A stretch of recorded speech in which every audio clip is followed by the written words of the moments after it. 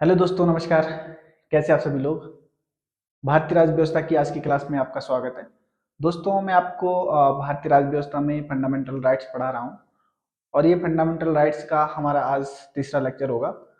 आज जो हम बताएंगे आपको, इसमें आर्टिकल 14 से शुरू करेंगे, यानी कि अनुच्छेद 14 से आज शुरू करेंगे।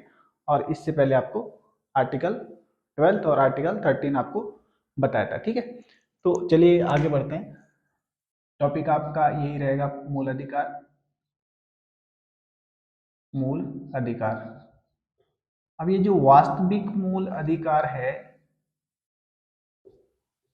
वास्तविक मूल अधिकार अधिकारों की शुरुआत यहीं से होती है। आपको पहले भी बताया, अनुच्छेद 12 से लेके 35 तक में मूल अधिकारों का वर्णन किया गया है। ठीक है, लेकिन जो रियल जो मूल अधिकार है जो नागरिकों को प्राप्त है, वो अनुच्छेद 14 से शुरू होते हैं। एक थोड़ा मैं इसको आपको संक्षेप में बताऊंगा कि मूल अधिकार कितने हैं। ठीक है, तो इसकी शुरुआत करते हैं यहाँ से। सबसे पहले यहाँ पे समानता का अधिकार लेंगे। जो मूल, जब हमारा संविधान बना था 26 जनवरी 1950 को, जब हमारा संविधान बनकर तैयार हुआ था, तो उस समय कौन कौन से मूल अधिकार भारतीय संविधान में निहित थे। फिर बाद में एक को हटा दिया गया था। ठीक है, उस पर भी चर्चा करेंगे। तो ये समानता का अधिकार हो जाएगा पहले, समानता का अधिकार। उसके पश्चात स्वतंत्रता, स्वतंत्रता का अधिकार हो जाएगा। स्वतंत्रता का अधिकार हो जाएगा। फिर आपका शोषण के विरुद्ध अधिकार हो जाएगा। शोषण के विरुद्ध अधिकार हो जाएगा। शोषण के विरुद्ध अधिकार। फिर धार्मिक स्वतंत्रता का अधिकार। धार्मिक स्वतंत्रता का अधिकार।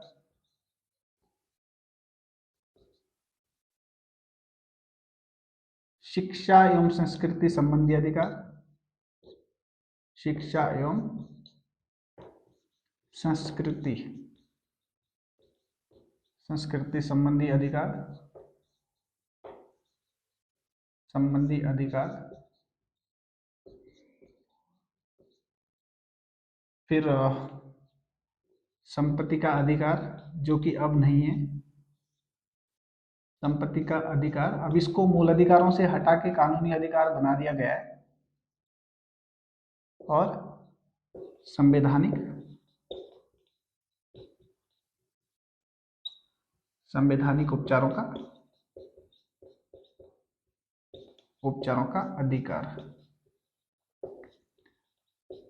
तो इसमें भी समानता के अधिकार में आपके 14 से 18 तक, यानी कि अनुच्छेद 14, आर्टिकल 14 से 18 तक में समानता का अधिकार है। फिर 19 से 22 तक में स्वतंत्रता के मूल अधिकार है। फिर 23 और 24 शोषण के विरुद्ध मूल अधिकार है। और 25 से 28 में धार्मिक स्वतंत्रता के संबंध में फंडामेंटल राइट्स है। और 29 और 30 यह है शिक्षा एवं संस्कृति संबंधी अधिकार। और फिर आर्टिकल 31 में था आपका, 31 में था संपत्ति का अधिकार, जो अब नहीं है, इसको क्रॉस कर दीजिए। और फिर अनुच्छेद 32, जिसको कि डॉक्टर भीमराव अंबेडकर ने संविधान की आत्मा कहा था। ठीक है, संवैधानिक उपचारों का अधिकार। इस प्रकार से हम इन सभी मूल अधिकारों का अध्ययन इसमें करेंगे। ठीक है, तो ये जो संपत्ति का जो ये मूल अधिकार है, ये अब जो संपत्ति का मूल अधिकार था ये अब मूल अधिकार नहीं है, ठीक है। ये अब कानूनी अधिकार बना दिया गया इसको। 44वां संवैधानिक संशोधन हुआ था, संविधान संशोधन, 44वां संविधान संशोधन हुआ था। कब हुआ था ये संशोधन? 1978 को, ठीक है। जिसके द्वारा इसको क्या कर दिया गया, यहां से हटा के इसको आर्टिकल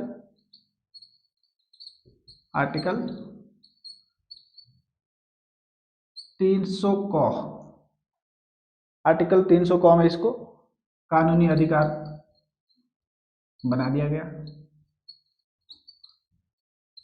कानूनी अधिकार बना दिया, ठीक है। यानी कि जो पहले मूल संविधान में कितने प्रकार के अधिकारों का वर्णन किया गया था? 7 प्रकार के, ठीक है। तो इसको यहाँ से हटा के इसको 300 क में यहाँ पे कानूनी अधिकार के रूप में इसको डाला गया, ठीक है। तो वर्तमान में 6 प्रकार के फंडामेंटल राइट्स आपको दिए गए हैं और इन्हीं का हम डिटेल में अध्ययन करेंगे, ठीक है। तो आज का जो हमारा टॉपिक है जिस पे हमने डिस्कस करना है, आज आपको बताऊंगा समानता का अधिकार, यानी कि राइट टू इक्वलिटी, ठीक है। तो इसको आप ध्यान से समझिएगा, एग्जाम की दृष्टि से बहुत महत्वपूर्ण है ये टॉपिक। आप कोई सा भी एग्जाम किसी भी एग्जाम का क्वेश्चन पेपर उठा के देख लीजिए, यहाँ से कोई ना कोई क्वेश्चन जरूर बना हुआ है, ठीक है। तो थोड़ा आप इसको सीरियसली लेंगे।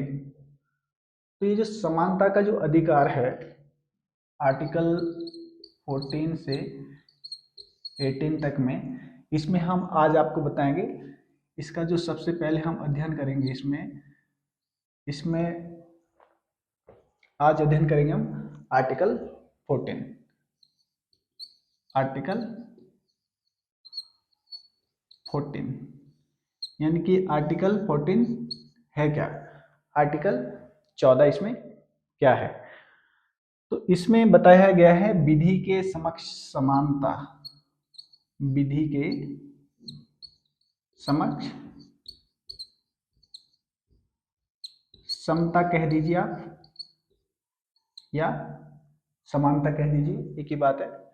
विधि के समक्ष समानता एवं विधियों का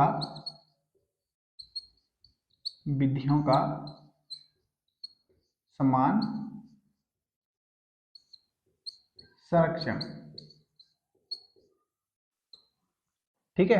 विधि के समक्ष समता, ठीक है, और विधियों का समान संरक्षण, यानी कि इक्वलिटी बिफोर लॉ और इक्वल प्रोटेक्शन बिफोर लॉ। तो इसका हम अध्ययन करेंगे। तो ये जो विधि के समक्ष समानता है, विधि के समक्ष समानता है और फिर विधियों का समान संरक्षण है, इसको हम अलग अलग तरह से पढ़ेंगे। तो सबसे पहले थोड़ा इसको हम दोनों को कंबाइंड रूप में समझने का प्रयास करेंगे। तो ये जो विधि के समक्ष समानता या विधियों का समान संरक्षण से तात्पर्य है राज्य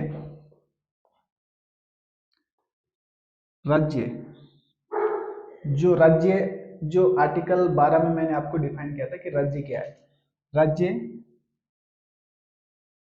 व्यक्तियों के साथ विधि के समक्ष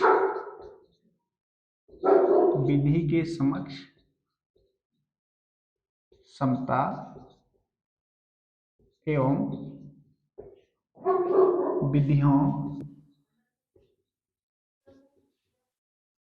विधियों के समान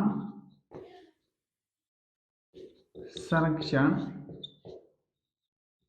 के संबंध में, आप भी साथ में लिखते रहें, संबंध में कोई विभेद नहीं करेगा, ठीक है।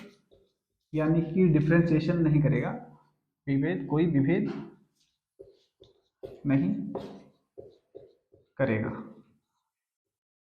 ये चीज को आप थोड़ा ध्यान से देखें। इसमें यहाँ पे मैंने व्यक्तियों का उल्लेख किया है, व्यक्तियों के साथ, व्यक्तियों से तात्पर्य है इसमें आपके नागरिक भी आ जाएंगे, गैर नागरिक, गैर नागरिक भी आ जाएंगे। गैर नागरिक यानी कि विदेशी, विदेशी लोग भी इसमें आ जाएंगे। और आपके विधिक व्यक्ति, विधिक विधिक व्यक्ति, विधिक व्यक्ति यानी जैसे निगम हो गए, ठीक है, निगम है, कोई कंपनी है, इनको भी क्या कहा गया है, व्यक्ति कहा गया है, ठीक है। यानी कि इसमें से किसी के भी विरुद्ध जो है ना व्यक्ति, इसमें नागरिक, गैर नागरिक या वैदिक व्यक्ति के साथ विधि के समक्ष इसमें कोई जो है ना विभेद या विधियों के समान संरक्षण के संबंध में जो स्टेट है, राज्य है, वो कोई विभेद नहीं करेगा, ठीक है। यानी कि ना तो कोई व्यक्ति ऊंचा है, ना कोई नीचा है, ना कोई गरीब है, ना कोई अमीर है, ना कोई अधिकारी है, ना कोई गैर अधिकारी है। राज्य के लिए सभी व्यक्ति समान है विधि के समक्ष, ठीक है। तो ये सारी चीजें यहाँ पे बताई गई है।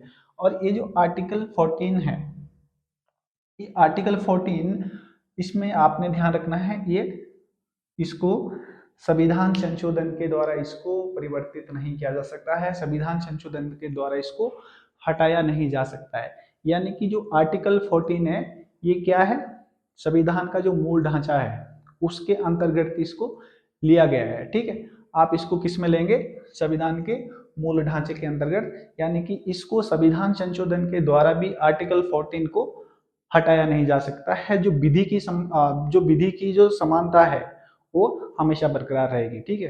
अगर ये आर्टिकल ना होता तो राज्य जो है, राज्य यानी कि जो सरकार है, पता नहीं क्या से क्या कर देते, आप कल्पना भी नहीं कर सकते हैं, ठीक है। इसलिए जो हमारे संविधान निर्माता थे, जिन्होंने संविधान का निर्माण किया है, उन्होंने संविधान को इस तरह से तैयार किया। आप खुद लगा लीजिए 1950, ठीक है, 1946 में जो संविधान सभा का गठन हुआ था, उसके बाद से ही हमारे जो संविधान निर्माता थे, उन्होंने संविधान के निर्माण की कार्रवाई प्रारंभ करी थी, ठीक है।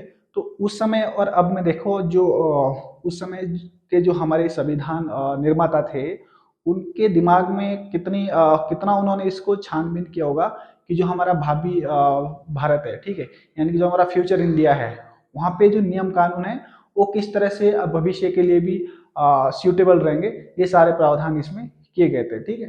तो इस प्रकार से अगर संविधान निर्माताओं ने इस प्रकार के प्रावधान इसमें नहीं किए होते हमारे संविधान में, तो जो राज्य है, जो सरकारें हैं, पता नहीं हमारे देश का क्या से क्या कर देते, ठीक है। क्योंकि सारी पावर फिर किसके पास चली जाती, राज्य के पास चली जाती, ठीक है। यहाँ पे यह है कि भाई अगर राज्य हमारे इन अधिकारों का उल्लंघन करता है तो हमें पावर दी गई है, हमें शक्ति दी गई है कि हम सुप्रीम कोर्ट जाएं, ठीक है, या हाई कोर्ट जाएं, तो हम सरकार को चुनौती दे सकते हैं कि आप हमारे अधिकारों का उल्लंघन नहीं कर सकते हैं, ठीक है। सरकार क्या है या राज्य क्या है, ये मैं आपको आर्टिकल 12 में बता चुका हूं। अगर आपने उस वीडियो को नहीं देखा तो आप एक बार देख लें, आपको ये भी समझ में आ जाएगा कि स्टेट क्या है, राज्य क्या है। आर्टिकल, ये जो भाग 3 है और भाग 4 के संदर्भ में, ठीक है।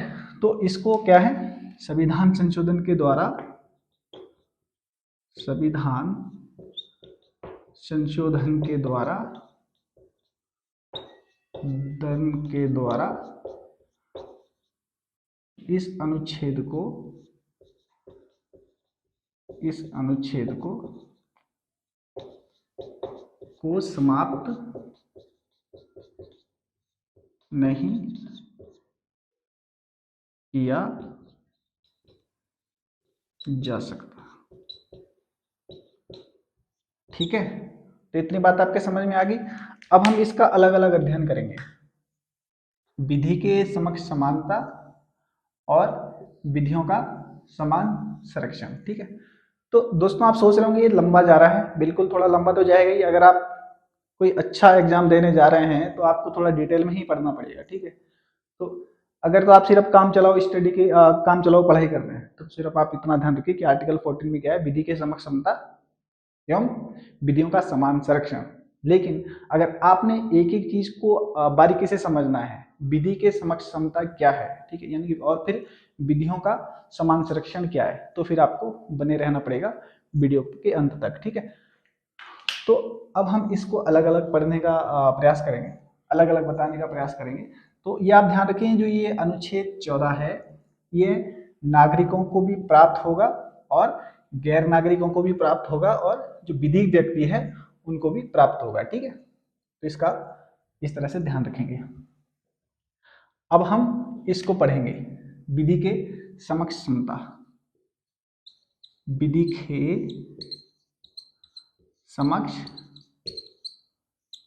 समता, जैसा मैंने अभी बताया, कोई भी व्यक्ति किसी भी एंगल से कानून के ऊपर नहीं है। कानून के लिए सभी व्यक्ति समान है। ठीक है, वो चाहे आपके हमारे जो महामहिम राष्ट्रपति है वो ही क्यों ना हो। ठीक है, कानून की दृष्टि से सभी व्यक्ति समान है।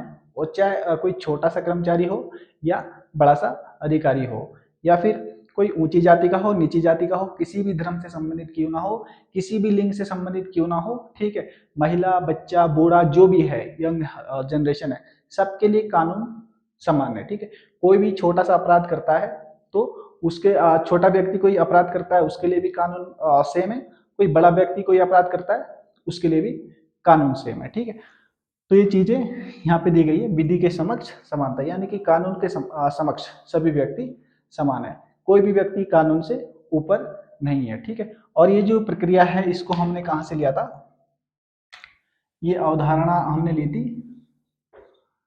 ये अवधारणा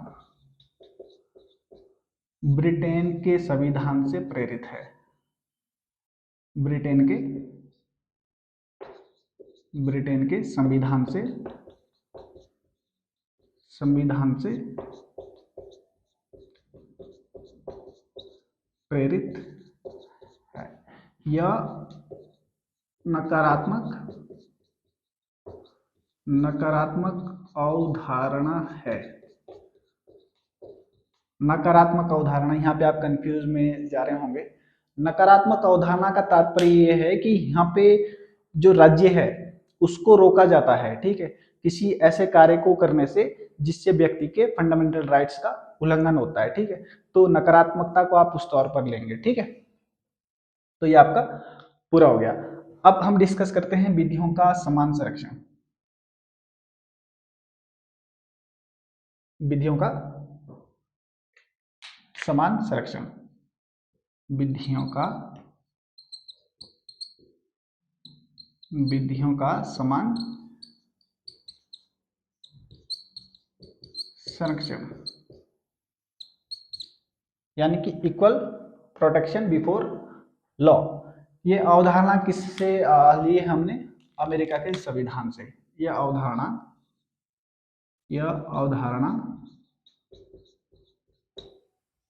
अमेरिका के संविधान से प्रेरित है। अमेरिका के संविधान से प्रेरित है। ठीक है, और इसका जो तात्पर्य है वो है समान परिस्थितियों में समान व्यवहार। समान परिस्थितियों में समान व्यवहार। दोस्तों ये बातें मैं सिर्फ मुंह से भी बोल सकता था, मैं यहाँ पे लिख रहा हूँ, मैं इसलिए लिख रहा हूँ ताकि आप भी साथ में नोट डाउन करते रहें। ठीक है, आपको समझ में आसानी से आ जाए। ठीक है, तो थोड़ा भले ही जो वीडियो है वो थोड़ा लंबा हो सकता है लेकिन आपको समझ में आसानी से आ जाएगा।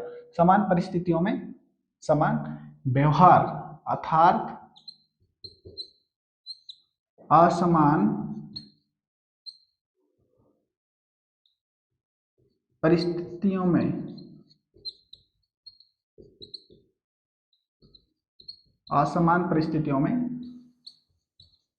असमान व्यवहार, या आप कह सकते हैं असमान हटाइए, अलग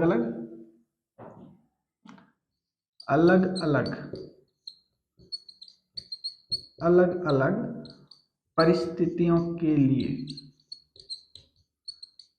अलग अलग परिस्थितियों में अलग अलग व्यवहार। इससे आप क्या समझते हैं?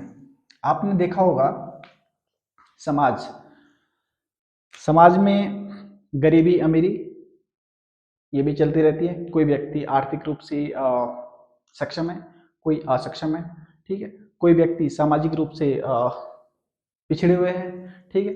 कोई व्यक्ति क्या नाम व्यक्तिगत दृष्टि से भी पिछड़े हुए हैं, ठीक है। तो इन सभी चीजों को इन सभी बातों को दृष्टिगत रखते हुए संविधान में ये व्यवस्था की गई है। आर्टिकल 14 का जो विधियों का समान संरक्षण है, इसमें यह व्यवस्था दी गई है कि अगर राज्य चाहें तो किसी व्यक्ति को अगर कोई व्यक्ति सपोज कीजिए 2 व्यक्ति है, ठीक है। एक व्यक्ति आर्थिक रूप से खूब ठीक ठाक है और दूसरा व्यक्ति आर्थिक रूप से कमजोर है। तो राज्य जो कमजोर व्यक्ति है उसको उस स्थिति तक उठाने के लिए, जो व्यक्ति ऑलरेडी उठा हुआ है उस व्यक्ति के स्तर तक उठाने के लिए कोई ऐसे प्रावधान कर सकती है जो वो व्यक्ति उस लेवल तक आ जाए। लेकिन ये जो बातें हैं ये तर्कपूर्ण होनी चाहिए और ये उद्देश्यपूर्ण होनी चाहिए, यानी कि तर्कपूर्ण होनी चाहिए और उद्देश्यपूर्ण होनी चाहिए। इसका जो तर्क है, जो लॉजिक है, वो सही होना चाहिए और उसके जो उद्देश्य है उसकी पूर्ति होनी चाहिए। जिस उद्देश्य के लिए इस चीज को बनाया जाएगा स्टेट के द्वारा, उसका उद्देश्य पूरा होना चाहिए, ठीक है। उद्देश्य क्या था? उस व्यक्ति को उस परिस्थिति में लाना जिस परिस्थिति में दूसरा व्यक्ति है, ठीक है, जो आर्थिक रूप से सक्षम है, ठीक है, या सामाजिक रूप से सक्षम है, या किसी भी तरह से वो सक्षम है, उस स्तर पर राज्य के द्वारा उस व्यक्ति को लाना है। तो राज्य इस प्रकार के प्रावधान कर सकती है कि वो किसी व्यक्ति के लिए कोई ऐसे प्रावधान करें जिससे समाज में समानता आए, ठीक है। जैसे मैं बात करूं उत्तराखंड में, आपने देखा होगा उत्तराखंड में जो रोडवेज बसें हैं, उदाहरण के तौर पर मैं आपको बता दूं, उत्तराखंड, उदाहरण के लिए आपको बता दें, उत्तराखंड रोडवेज बसों में, उत्तराखंड की परिवहन निगम की बसों में, परिवहन निगम की बसों में क्या रहता है? जो हमारे सीनियर सिटीजन्स है, ठीक है, जिनकी आयु 60 से अबव है, ठीक है, जो हमारे सीनियर सिटीजन्स है, उनको उत्तराखंड के अंदर अगर वो कहीं पे भी यात्रा करते हैं तो उनको निःशुल्क वो आ जा सकते हैं, ठीक है, यानी कि फ्री ऑफ कॉस्ट वो आवागमन कर सकते हैं उत्तराखंड जो परिवहन निगम की बसें हैं उसमें, ठीक है। तो ये तर्कपूर्ण है भाई। इसमें तो नहीं, जब ये लागू किया था उत्तराखंड सरकार के द्वारा, ये जियो लागू किया था, ये शासनादेश लागू किया था, तो उस समय तो कोई किसी प्रकार का कोई विरोध हुआ नहीं था क्योंकि ये तर्कपूर्ण था और जो वृद्ध व्यक्ति है उनके लिए व्यवस्था की गई थी जो हमारे सीनियर सिटीजन है, ठीक है। तो ये बिल्कुल तर्कपूर्ण था, लॉजिक था और इससे उद्देश्य की पूर्ति भी हो रही है। आपने देखा होगा अगर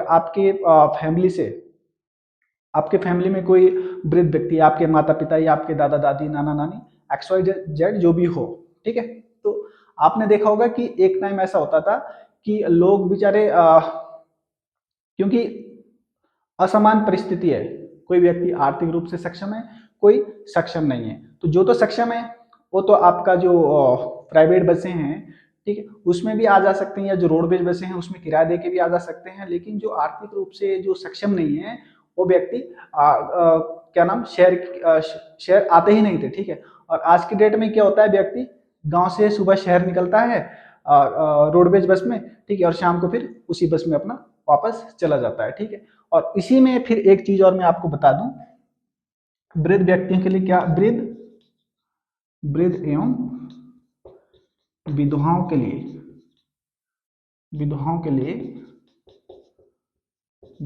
लिए पेंशन की व्यवस्था भी की गई है, किसके द्वारा? उत्तराखंड सरकार के द्वारा। तो ये जो व्यक्ति है, जो वृद्ध व्यक्ति है, सुबह रोडवेज की बसों में जाते थे, अपने बैंक के काम निपटा के पेंशन पुंशन निकाल के वापस आ जाते थे, ठीक है। तो एक तो ये रोडवेज बसों में इनके लिए इस प्रकार की व्यवस्था की गई, ठीक है। दूसरा फिर जो महिलाएं, जो विधवा महिलाएं हैं, ठीक है, या जो हमारे वृद्ध जन हैं, उनके लिए पेंशन की व्यवस्था सरकार के द्वारा की गई है।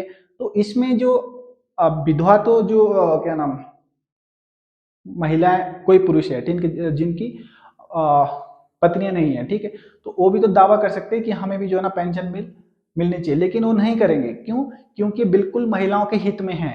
उसी प्रकार से जो वृद्ध व्यक्ति है, यंग व्यक्ति जो है, वो भी दावा कर सकते थे भाई हमें भी पेंशन दी जाए, हमें भी जैसे वृद्ध व्यक्तियों को जो पेंशन दी जा रही है इसी प्रकार की हमें भी पेंशन दी जानी चाहिए। लेकिन वो दावा नहीं करेंगे। क्यों? क्योंकि उन्हें पता है कि वृद्ध व्यक्तियों को इस चीज की आवश्यकता है, ठीक है। तो इस प्रकार से ये व्यवस्था सरकार के द्वारा की जाती है। और ये किसके तहत की जाती है? आर्टिकल 14 के तहत, जो विधियों के सम्मान संरक्षण की जो बात की गई है, यहाँ पे ये चीजें लागू होती है। उसी प्रकार से मैं उत्तराखंड के ही एग्जाम्पल दे देता हूँ, ठीक है। अगर आप उत्तराखंड के स्टूडेंट्स हैं, अगर आप किसी अदर स्टेट के स्टूडेंट्स हैं, तो आप वहाँ पे भी देख लीजिए, अलग अलग स्टेट्स अलग अलग कल्याणकारी योजनाएं लागू करता है अपने राज्य के नागरिकों के लिए, ठीक है। तो इसी प्रकार की व्यवस्था यहाँ पे भी जो उत्तराखंड सरकार के द्वारा की गई है, उनको मैं एक एग्जाम्पल के तौर पर समझाने का प्रयास करूंगा। और उसी प्रकार से एक योजना है नंदा गौरा योजना। नंदा गौरा योजना ये भी उत्तराखंड सरकार के द्वारा चलाई जा रही है, उत्तराखंड सरकार का महिला बाल विकास विभाग। तो इसके द्वारा, इस डिपार्टमेंट के द्वारा ये योजना चलाई जा रही है, जिसकी शायद अभी इस साल की जो लास्ट डेट है वो 31 दिसंबर 2022 है, ठीक है। तो ये भी मैं एक संदेश के तौर पर भी बता रहा हूँ कि अगर किसी बच्चे का, जो बालिका जिसने 2022 में इंटर किया है, अगर किसी बच्ची का आवेदन छूट गया है, तो आप 31 तारीख से पहले पहले जो नजदीकी जो आपके बाल विकास का जो ऑफिस है या आंगनबाड़ी कार्यकर्ता के माध्यम से आप ये आवेदन जमा करवा सकते हैं। तो इसमें जो सरकार है, फिलहाल जो टॉपिक है मैं उस पर आ जाता हूँ, एडवर्टाइजमेंट नहीं करूंगा, क्योंकि यहाँ पे जो नंदा गौरा योजना है ये पहले गौरा देवी के नाम से थी समाज कल्याण के पास, ठीक है। फिर 2017 में एक बाल विकास, महिला एवं बाल विकास जो विभाग है उसके पास एक योजना हुआ करती थी, नंदा देवी कन्या योजना।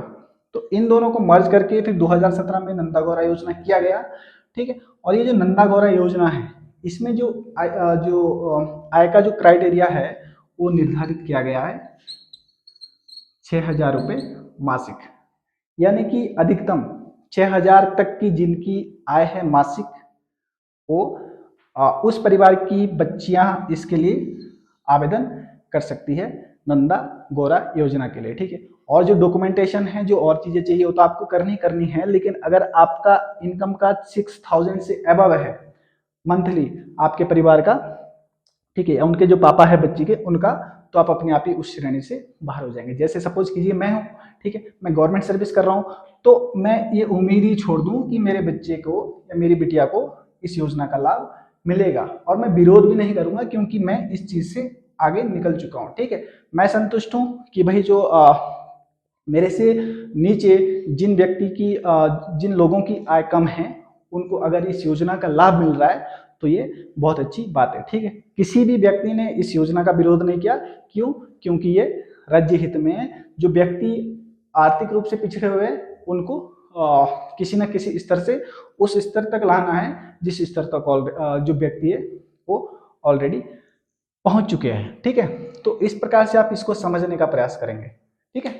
तो यहाँ पे ये पॉइंट क्लियर हो गया। समान जो विधियों का समान संरक्षण है, ठीक है, वो यही बताता है कि राज्य इस प्रकार के कोई प्रावधान कर सकता है, ठीक है, जहाँ पे उनको लगता है कि यहाँ पे जो व्यक्ति, कई प्रकार के आधार है इसके, सामाजिक आधार आप ले सकते हैं, आर्थिक आधार ले सकते हैं, भौगोलिक आधार, क्योंकि कहीं पे लोग भौगोलिक रूप से भी पिछड़े होते हैं, तो वहाँ पे भी जो सरकार है वो समय समय पर अलग अलग प्रावधान कर सकती है वहाँ के लोगों को समाज के मुख्य धारा में लाने के लिए, ठीक है।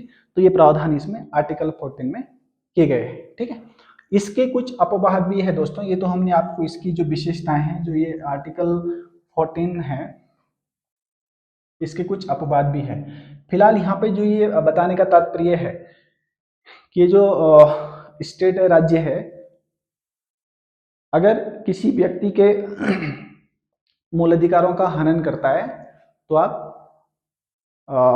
न्यायालय की शरण में जा सकते हैं, ठीक है। यानी कि आप उसको जो राज्य है, आप उसको सुप्रीम कोर्ट या हाई कोर्ट में आप चुनौती दे सकते हैं। ठीक है, तो ये क्लियर हो गया। बाकी अगर आपको कोई और डाउट है, ठीक है, हो सकता है हम सही ना पढ़ा रहे हो, गलत भी पढ़ा सकते हैं, तो उसको आप हमें कमेंट बॉक्स में जरूर बता दें। ठीक है, ताकि हमारे जो डाउट्स है वो भी क्लियर हो जाए। ठीक है, और आपका कोई संशय है, आपको कोई सस्पेंस है, तो आप उसको भी वो वहीं पे क्लियर हो जाए। लेकिन इसके कुछ अपवाद भी है। अब अपवाद ये है, अब यहाँ पे हमने बात करी कि विधि के समक्ष समानता, यानी कि कानून के समक्ष तो सभी व्यक्ति समान होने चाहिए। ठीक है, ना तो कोई ऊंच है, ना कोई नीचे, ना कोई ऊंचा अधिकारी है, ना कोई छोटा अधिकारी है, ना कोई बड़ा अधिकारी है। ठीक है, ना इसमें धर्म के आधार पर विभेद किया जाएगा, ना ही लिंग के आधार पर, ना ही जाति के आधार पर। कोई भी किसी भी लिंग धर्म संप्रदाय का व्यक्ति है, सभी समान है। लेकिन फिर यहाँ पे ये असमानता क्यों? यहाँ पे ये सारी व्यवस्था भी हमारे संविधान में ही की गई है। अब हम एक सबसे पहला जो पॉइंट है, इसमें अनुच्छेद आर्टिकल 361, आर्टिकल 361 में राष्ट्रपति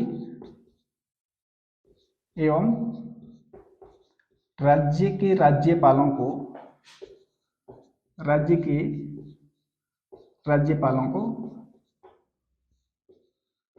को विशेष शक्ति इसमें दी गई है। थोड़ी राइटिंग अनसंड हो जा रही है, कोई दिक्कत नहीं। राज्यपालों को विशेष शक्ति दी गई है।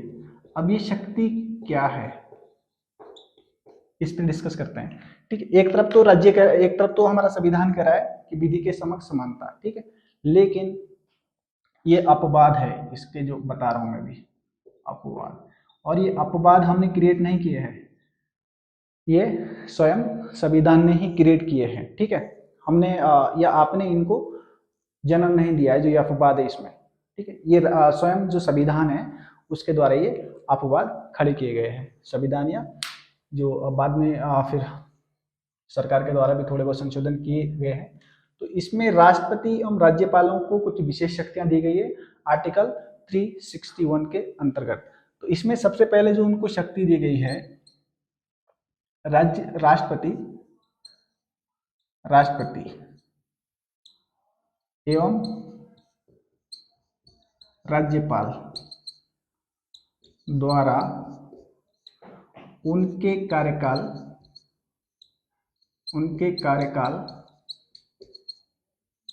में किए गए किसी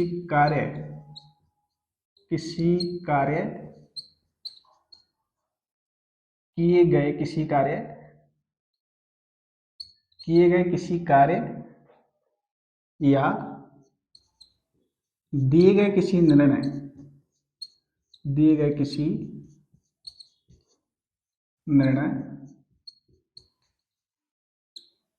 के लिए देश के किसी भी न्यायालय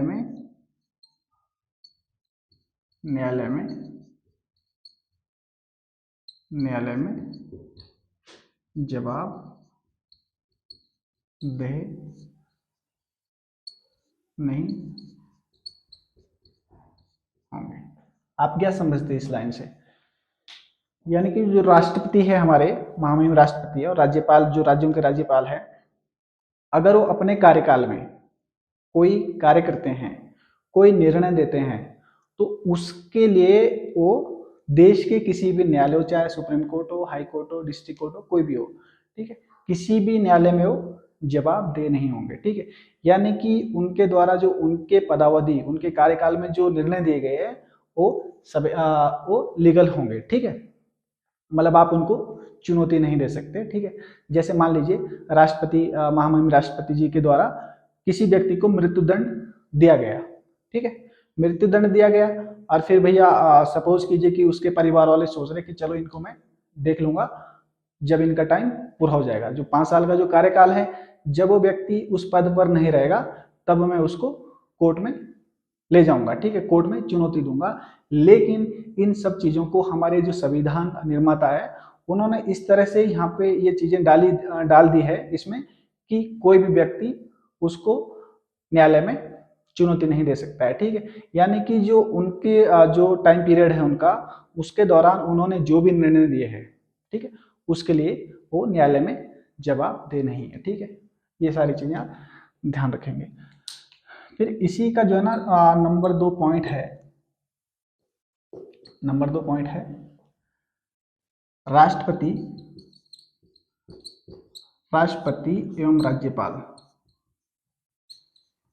राज्यपाल द्वारा राज्यपाल को राष्ट्रपति एवं राज्यपाल को उनकी पदावधि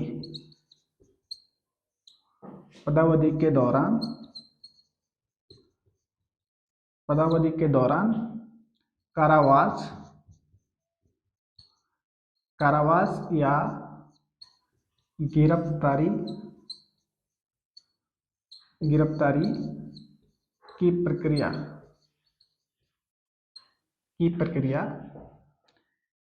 किसी न्यायालय द्वारा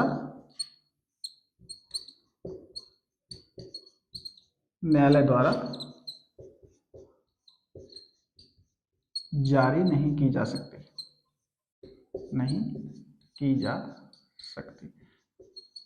यानी कि जो हमारे राष्ट्रपति है और राज्यपाल है, उनका जो टाइम पीरियड है जब वो अपने पद पर रहते हैं, तो उनको गिरफ्तार नहीं किया जा सकता, ठीक है। यानी कि गिरफ्तारी के संबंध में किसी भी न्यायालय के द्वारा कोई कार्रवाई प्रारंभ नहीं की जा सकती, ठीक है, इनके विरुद्ध। इस प्रकार से इनको यहाँ पे संरक्षण दिया गया है। उसी प्रकार से राष्ट्रपति एवं राज्यपाल को उनके पदावधि के दौरान न्यायालय द्वारा दांडिक यानी कि दंडात्मक कार्यवाही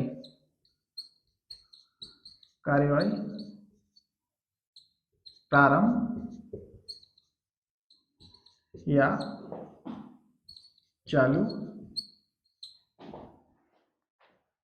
नहीं रखी जा सकती।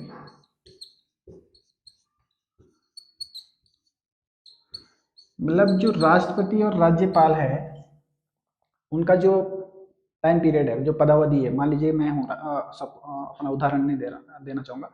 कोई व्यक्ति राष्ट्रपति के पद पर है, ठीक है, राष्ट्रपति के पद पर है, तो उनके खिलाफ उनके पदावधि के दौरान दंडात्मक कार्रवाई प्रारंभ नहीं की जा सकती किसी भी न्यायालय के द्वारा, ठीक है। और अगर कोई पहले से ही कोई चलती आ रही है उनके खिलाफ कोई कार्रवाई, ठीक है, वो भी उस समय आप चालू नहीं रख सकते। हालांकि जब उनका जो टाइम पीरियड है वो पूरा हो जाएगा, ठीक है, अगर कोई राष्ट्रपति बने हैं, ठीक है, और उनका कोई पहले से ही कोई प्रकरण चलता आ रहा था, ठीक है, तो उस दौरान तो रुक जाएगा जब वो राष्ट्रपति बनेंगे, लेकिन जैसे ही वो अपने पद से हटेंगे उसके बाद वो प्रक्रिया दोबारा से फिर चालू हो जाएगी, ठीक है। अब ऐसा नहीं है कि भाई अगर आपने कोई पहले से कोई कृत्य, ऐसा इस प्रकार का कोई कृत्य किया है जिसके लिए आप दंड के भागीदारी हो, तो इसमें तो व्यवस्था की गई है कि भाई जब आप उस पद पर बैठे हैं, जो ये संवैधानिक पद आपको दिया गया है राष्ट्रपति का, ठीक, उस समय तो आपके ऊपर कोई इस प्रकार की कोई कार्रवाई प्रारंभ नहीं की जाएगी। लेकिन जैसे ही आपका जो पद है वो समाप्त होता है, ठीक है, आप उस टाइम पीरियड को पूरा करते हैं, ठीक है, उसके बाद फिर आप एक सामान्य सिटीजन कहलाओगे, ठीक है, तो उसके बाद आप पे कार्रवाई प्रारंभ की जा सकती है, ठीक है। फिर इसका जो चौथा पॉइंट है, राष्ट्रपति एवं राज्यपाल द्वारा उनकी पदावधि के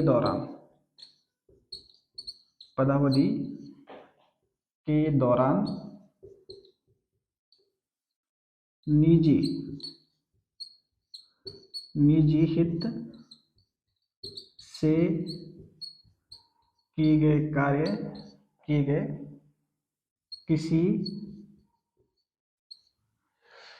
किसी कार्य के संबंध में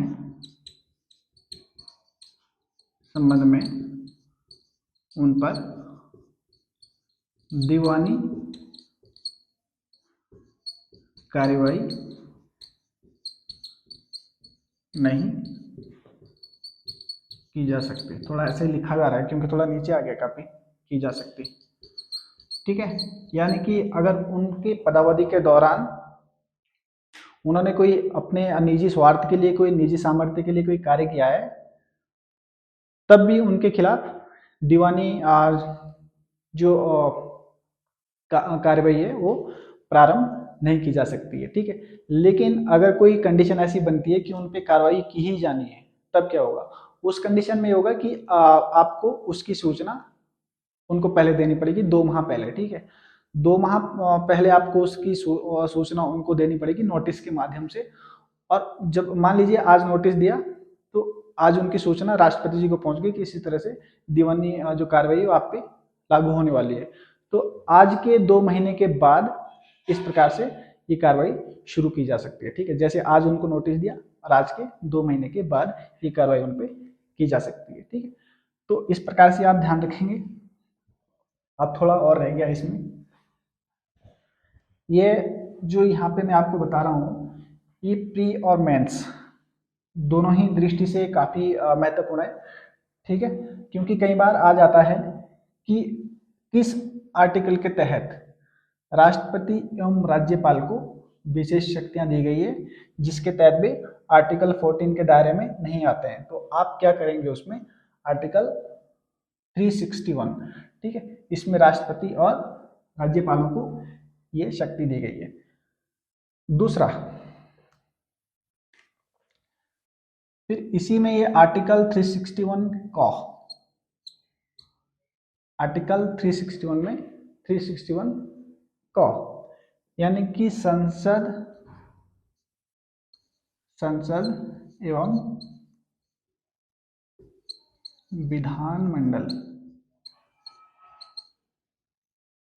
विधानमंडल की सत्य कार्यवाही की प्रकाशन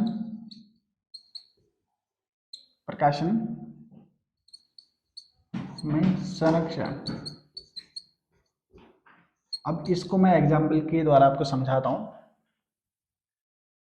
सपोज कीजिए कोई व्यक्ति है, वैसे तो जो संसद है यहाँ, जो राज्य के जो विधानमंडल है, वो चाहे विधान परिषद हो या विधानसभा हो, ठीक है, या संसद का कोई सदन है, लोकसभा हो या राज्यसभा हो, वहाँ पे कोई कार्यवाही चल रही है।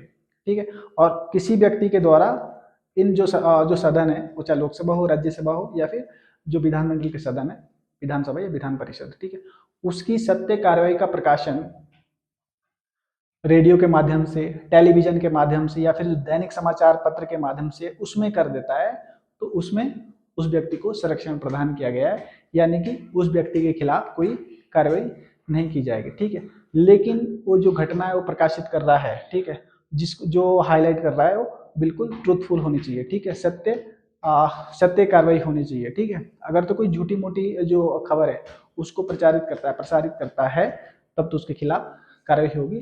लेकिन अगर वो सत्य घटना जो संसद के अंदर होती है या विधानमंडल के अंदर जो होती है, अगर कोई व्यक्ति उसको प्रसारित कर रहा है, तो उसको यहाँ पे इसके तहत 361 कॉ के तहत इसमें उस व्यक्ति को संरक्षण प्रदान किया गया है। ठीक है, अब चलते हैं आगे। इसमें आगे कुछ जो संसद के सदस्य हैं, यहाँ पे आपका हो गया पॉइंट 2, ये जो पॉइंट 2 होता, पॉइंट 3 होगा संसद एवं समितियों, संसद एवं उसकी समितियों एवं संसद की समितियों में संसद के सदस्यों के द्वारा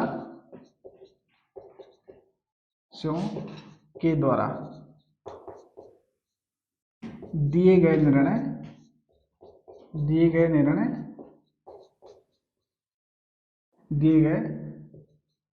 निर्णय या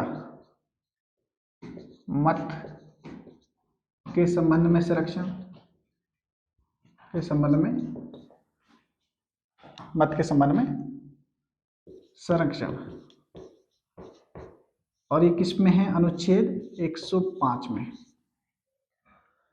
अनुच्छेद 105 में व्यवस्था की गई है, अनुच्छेद 105 इसमें व्यवस्था की गई है कि यदि क्योंकि आपने देखा होगा जब लोकसभा या राज्यसभा कभी लाइव आता है, ठीक है, कभी जो वहाँ पे डिबेट्स चलती है, बहस चलती है, उसको कभी आप देखते होंगे, न्यूज चैनलों में देखते होंगे, ठीक है, या कहीं पे भी आप देखते होंगे, तो बहुत बड़ी बहस चल रही होती है, ठीक है। जो हमारे संसद के सदस्य है वो पता नहीं क्या क्या कह देते हैं, ठीक है, जो एक प्रकार से संसद की जो मर्यादा है उसको कई बार भंग भी किया जाता है, ठीक है, क्योंकि संसद हमारा संसद एक मंदिर है, ठीक है, जहाँ पे जो संसद के जो सदस्य होते हैं वो उस प्रकार की शपथ लेते हैं, ठीक है। तो वहाँ पे अगर इस प्रकार की भाषा इनके द्वारा कही जाती है संसद के सदस्यों के द्वारा, ठीक है, या इनकी जो समितियां, बहुत सारी समितियां हैं संसद में, उसको जब संसद आपको बताऊंगा, उसमें जो समितियां हैं वो भी आपको अलग से बताऊंगा, ठीक है।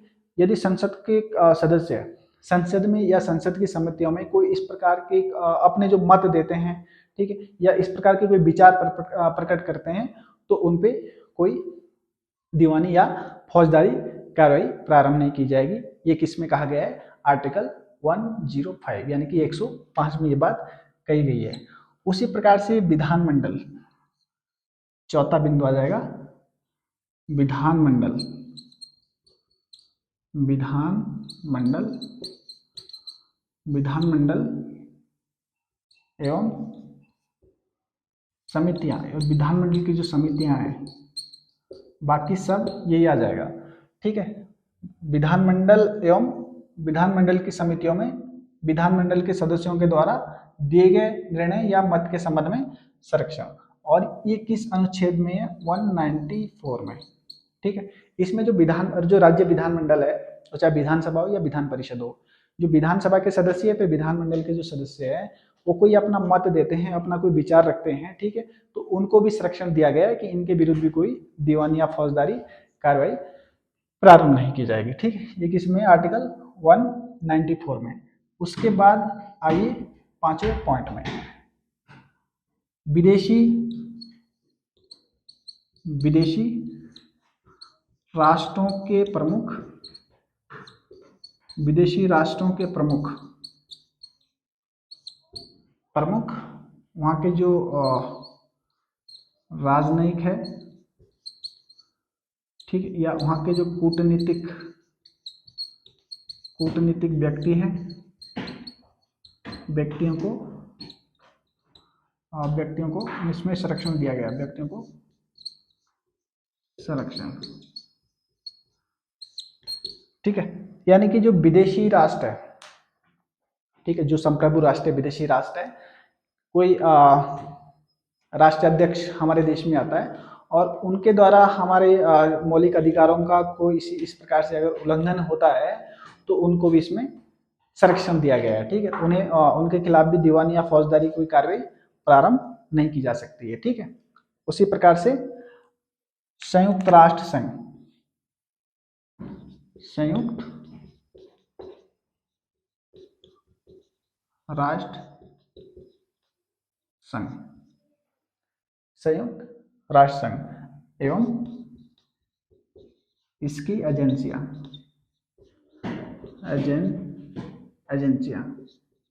जो संयुक्त राष्ट्र संघ है एवं इसकी जो एजेंसियां हैं, इसको भी कुछ कूटनीतिक संरक्षण प्रदान किए गए हैं, ठीक है।